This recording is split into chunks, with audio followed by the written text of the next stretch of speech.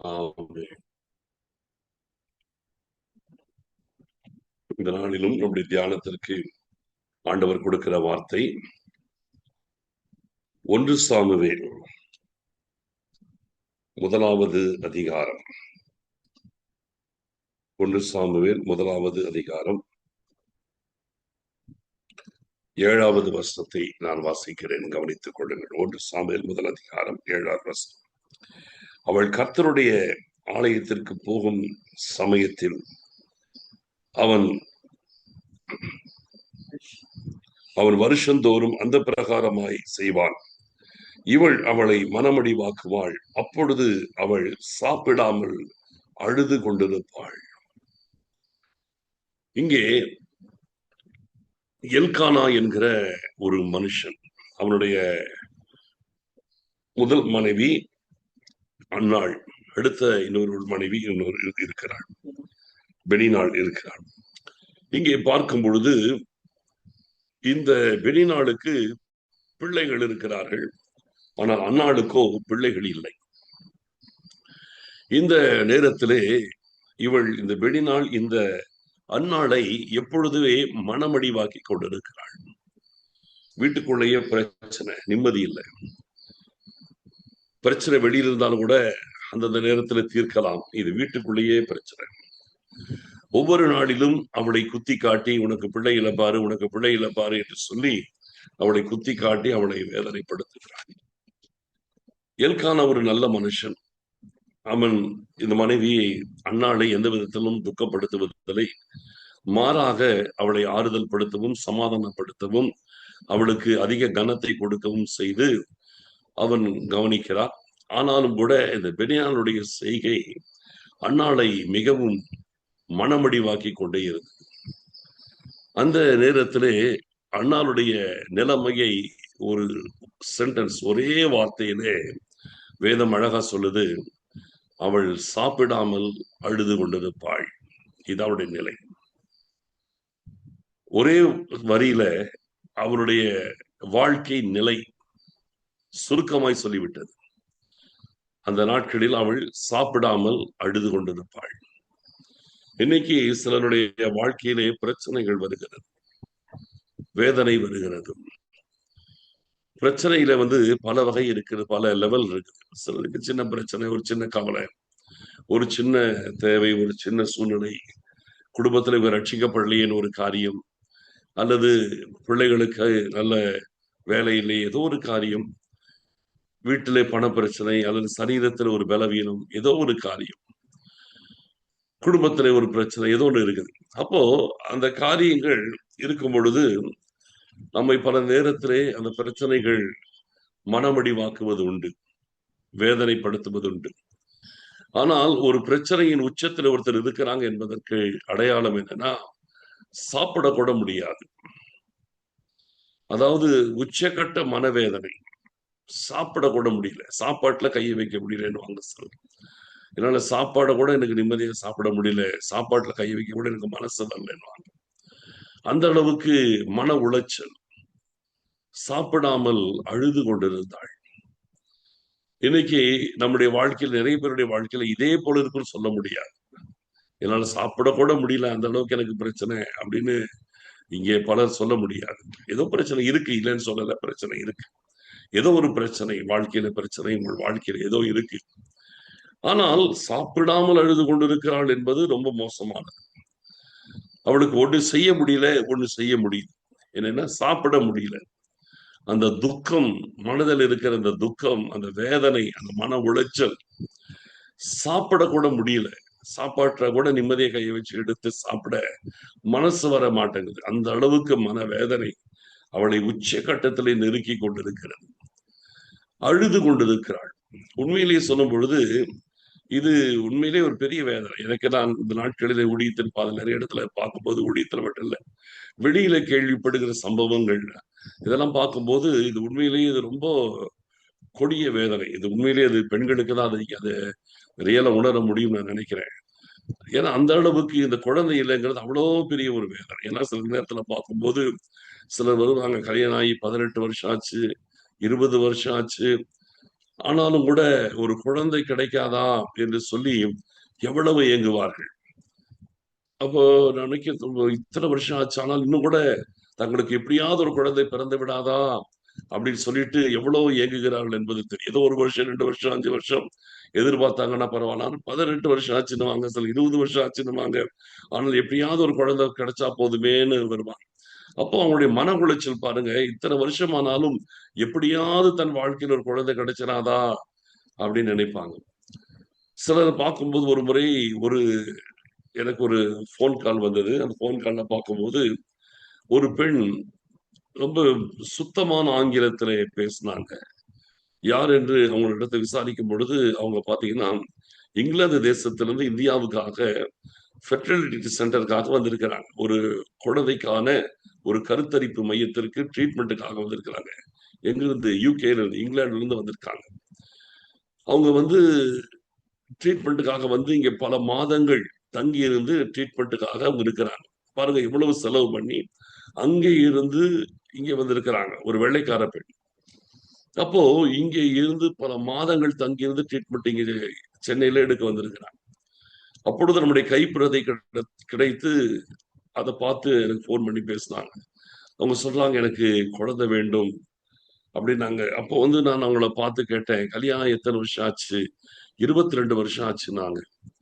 அப்புறம் அவங்க சொன்னாங்க, "நான் இப்பொழுது இந்த முறை இது வந்து 12வது முறையாக இந்த ட்ரீட்மென்ட்டுக்காக இந்தியாவுக்கு வந்திருக்கிறேன்னாங்க." 12 முறை. இதுக்கு முன்னால 11 முறை வந்து, இது 12வது முறை. எப்படியாவது ஒரு குழந்தை கிடைச்சிராதா? எப்படியாவது ஒரு குழந்தை கிடைச்சிராதான்னு இங்கிலாந்து தேசத்திலிருந்து 12 முறை இந்தியாவுக்கு வந்திருக்கிறாங்க. 11 முறை ஃபெயிலியர். இந்த 12வது முறையாவது எப்படியாவது ஒரு குழந்தை கிடைச்சிராதா என்று அவங்க வேதனையோடு ஃபோன் பண்ணாங்க. அப்போ பாருங்க, எவ்வளவு ஒரு மன உளைச்சலுக்கு ஆளாகுறாங்க. ஒரு குழந்தை கிடைச்சா போதுன்றதுக்காக எவ்வளவு செலவு பண்ணி, எவ்வளவு டிராவல் பண்ணி, எவ்வளவு தூரம் பிரயாசப்பட்டு மாதக்கணக்கிலே ஒரு தேசத்துல, ஒரு அந்நிய தேசத்துல வந்து இருந்து ஒரு குழந்தைக்காக ட்ரை பண்ணாங்க. அப்ப எந்த அளவுக்கு அவங்களுக்கு ஒரு மன உளைச்சல் இருந்திருக்கும் என்பதை நான் யோசிக்கிறேன். அப்போ இது போல இன்னைக்கு நிறைய பேருடைய வாழ்க்கையில இவ்வளவு வேதனை இல்லைனாலும் ஏதோ ஒரு வேதனை இருக்குது. ஆனால் கர்த்தருடைய பிள்ளைகள் அந்த வேதனைகளை சுமந்து கொண்டே இருப்பது சரியல்ல. புரிதுகளா? வேதனை சுமந்து கொண்டே இருப்பது சரியல்ல. ஆண்டவர் உங்கள் பிரச்சனைகளை மாற்றுவார் என்பதை முதலாவது நீங்க தெளிவா விசுவாசிக்கணும். ஆண்டவர் உங்கள் காரியத்தை மாற்றுவார். உங்கள் பிரச்சனைகளுக்கு ஒரு தீர்வை கொண்டு வருவார். ஒரு அதிசயத்தை செய்வார். ஒரு வல்லமை விளங்க பண்ணுவார் என்பதை நீங்கள் முதலாவது விசுவாசிக்கணும். அழுது கொண்டே இருக்கக்கூடாது. சாப்பிடாமல் பிரச்சனைகளை சுமந்து கொண்டே இருக்கக்கூடாது. இந்த பிரச்சனைகளை நீங்கள் இறக்கி வைக்கும் போதுதான் உங்கள் வாழ்க்கையில் அற்புதம் நடக்கும். பிரச்சனைகளை சுமந்து கொண்டே ஒரு அற்புதத்தை நீங்கள் எதிர்பார்ப்பீங்களானால் அது நடக்காது. பிரச்சனைகளை முதலாவது இறக்க தெரியும். பிரச்சனைகளை தெய்வ சமூகத்தில் இறக்கி வைக்க தெரியும். அப்போ இந்த சூழ்நிலையில பார்க்கும் பொழுது சாப்பிடாமல் அழுது கொண்டிருக்கிறாள். கணவன் சமாதானப்படுத்தினாலும் அவளால் சமாதானம் அடைய முடியல. நீ வந்து 10 பிள்ளைகளை பார்க்கிலும் நீ எனக்கு விசேஷமானவள் என்று கணவன் அவளுக்கு ஆறுதல் படுத்துகிறான். ஆனாலும் கூட அவளுக்கு அதெல்லாம் ஆறுதல் அடைய முடியல. கணவன் எவ்வளவு அவளுக்கு மத்தவங்களுக்கு கொடுக்கிறத விட இவளுக்கு அதிக கனத்தை கொடுக்கிறார். ஆனாலும் கூட அதனால அவளுக்கு சமாதானம் அடைய முடியல. எதுவுமே சமாதானம் அடைய முடியல. ஒரு குழந்தை கிடைச்சால் மட்டும்தான் தனக்கு ஆறுதல். வேற எதுவுமே அவளை சமாதானப்படுத்த முடியல. அப்படிப்பட்ட நிலைமையிலே சாப்பிடாமல் அழுது கொண்டிருக்கிறாள். கடைசியில் ஒரு நாள் சீலோவிலே கர்த்தருடைய ஆலயத்திற்கு அவர் பலி செலுத்த வரும் பொழுது அன்னைக்கு அவன் தீர்மானம் பண்ணா, இன்றைக்கு நான் என் புருஷர்களுக்கு ஆறுதல் படுத்தினால் ஆறுதல் அடைய முடியல. எதுவுமே முடியல. நான் இன்றைக்கு என் இருதயத்தை கர்த்தருடைய சமூகத்தில் போய் ஊற்றி ஜெபிக்க போகிறேன் என்று தீர்மானம் பண்ணுகிறாள். அதைத்தான் பார்க்கும்போது அவள் 10வது 11ஆம் வசனத்துல பார்த்தீங்கன்னா அது இருக்கிறது. அதை வந்து இப்ப நான் படிக்கலாம், இப்ப டைம் இல்லை. அவள் ஒரு ஜெபம் பண்ணுகிறாள். அவள் போய் மனம் கசந்து மிகவும் அழுது கர்த்தரை நோக்கி விண்ணப்பம் பண்ணி என்று 10ஆம் வசனம் சொல்லுது. மனம் கசந்து மிகவும் அழுது, அதிகமாய் அழுது அவள் கர்த்தரை நோக்கி விண்ணப்பம் பண்றாள். என்ன விண்ணப்பம் பண்றா? தேவரீர் எனக்கு ஒரு ஆண் பிள்ளையை நீ கொடுப்பீரானால் அதை உமக்கே நான் கொடுப்பேன், என்னுடைய ஊழியத்தை கொடுப்பேன். அவன் தலையின் மேல் சவரகன் கத்தி படுவதில்லை. அதாவது நசரேய விரதம் அவனுக்கு ஏற்படுத்தி அந்த நசரேய விரதம் இருக்கும்படியாக அவனை நியமித்து அவனை உமக்காகவே வளர்ப்பேன். அவன் வாழ்நாளெல்லாம் உமக்காகவே இருப்பான். அவனை உமக்காகவே அர்ப்பணிக்கிறேன், நம்முடைய ஊழியத்திற்கே நான் கொடுத்து விடுகிறேன் என்று சொல்லி ஒரு பொருத்தனை பண்ணி ஆண்டவருக்கு முன்பாக அவள் போய் ஜெபிக்கிறாள். இருதயத்தை ஊற்றி ஜெபிக்கிறாள். அந்த ஜெபம் உலகத்தை மறந்து ஜெபிக்கிறாள். இருதயத்தை ஊற்றி ஜெபிக்கிறாள். அந்த வேளையிலே அந்த தேவாலயத்தின் ஆசாரியனாய் இருக்கிற ஏலி வந்து அதை பார்க்கிறார். இந்த பெண்ணுடைய ஜெபத்தை அந்த மனுஷனால புரிந்து கொள்ள கூட முடியல. அவருடைய மன வேதனையும் இந்த ஜெபத்தை கூட அவரால் புரிந்து கொள்ள முடியல. ஏன் வெறித்திருக்கிறாய்? உன் குடியை உன்னை விட்டு விலக்குகிறார். நீ குடிச்சிட்டு வந்து இது ஏதோ நீ உடனிட்டு இருக்கிறியான்னு கேட்கிற அந்த அளவுக்கு இவள் இருதயம் உடைஞ்சு நொறுங்கி ஆண்டவருடைய சமூகத்திலே அவள் விண்ணப்பம் பண்ணுகிறாள். அவள் வாய் அசைந்தது, இருதயத்திலிருந்து வேதனையோடு கூட வாய் மாத்திரம் அசைந்தது. இதை பார்த்து ஏலி கூட தவறாதான் நினைத்துக் கொள்கிறாள். அப்படி சொல்லுகிற ஆண்டவரே, நான் மனக்லேசம் உள்ள ஒரு ஸ்திரீ, மனவேதனை உள்ள ஒரு பெண், என் இருதயத்தை ஆண்டவருடைய சமூகத்தில் ஊற்றி விட்டேன் என்று சொல்லி ஏலிக்கு அவள் பதில் கொடுக்கிறாள். யாருமே அவளை புரிந்து கொள்ள முடியல. அவளுடைய வேதனை யாருமே புரிந்து கொள்ள முடியல. இப்பொழுது ஜெபம் பண்ணி விட்டான். ஜெபிச்ச உடனே கையில குழந்தை வந்துருச்சா? ஜெபிச்ச உடனே குழந்தை பிறந்துருச்சா? ஜெபித்த உடனே பதில் கையில கிடைச்சிருச்சா? இல்ல.